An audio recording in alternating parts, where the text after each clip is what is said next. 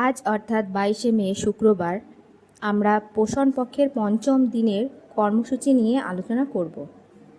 আজকের কর্মসূচির মূল বিষয়বস্তু কেন্দ্রের সার্বিক উন্নয়নে সকলের অবদান, অর্থাৎ আমার অঙ্গন সবার অবদান।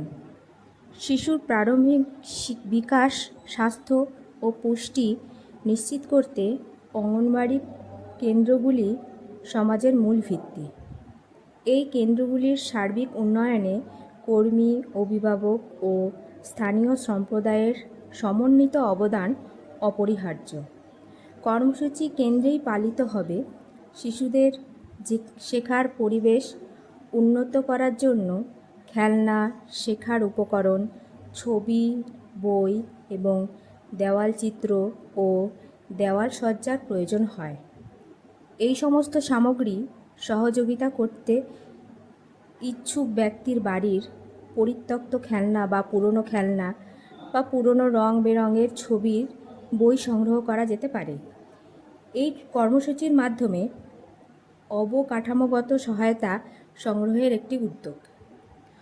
অঙ্গনওয়াড়ি কেন্দ্রকে প্রত্যেক কর্মী দিদি নিজের ঘরের মতনই সাজিয়ে গুছিয়ে পরিষ্কার পরিচ্ছন্ন করে রাখেন।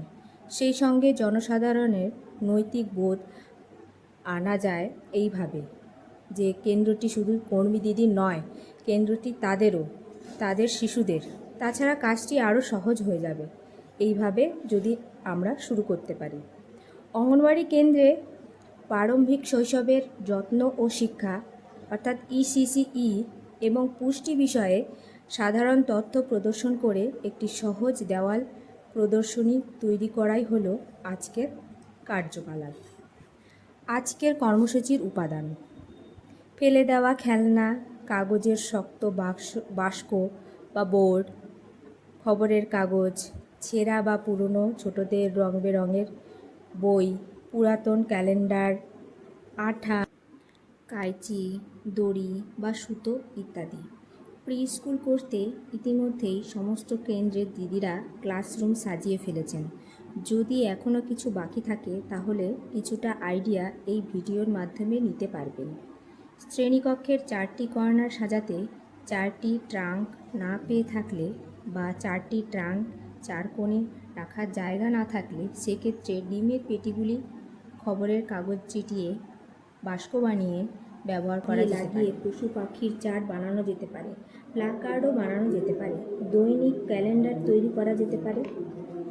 জুতো খুলে রাখার আলাদা জায়গা করা যেতে পারে। সেই দেওয়ালে লেখা থাকবে জুতো খুলে লাইন করে সাজিয়ে রাখি। ব্যাগ রাখার জায়গা থাকবে যেখানে লেখা থাকবে নিজেদের ব্যাগ ও বোতল ঠিক জায়গায় রাখি। মায়েদের বোঝাতে হবে সবাই মিলে কেন্দ্রকে সুন্দর রাখতে হবে। সুন্দর পরিবেশে শিশুরা ভালো শেখে।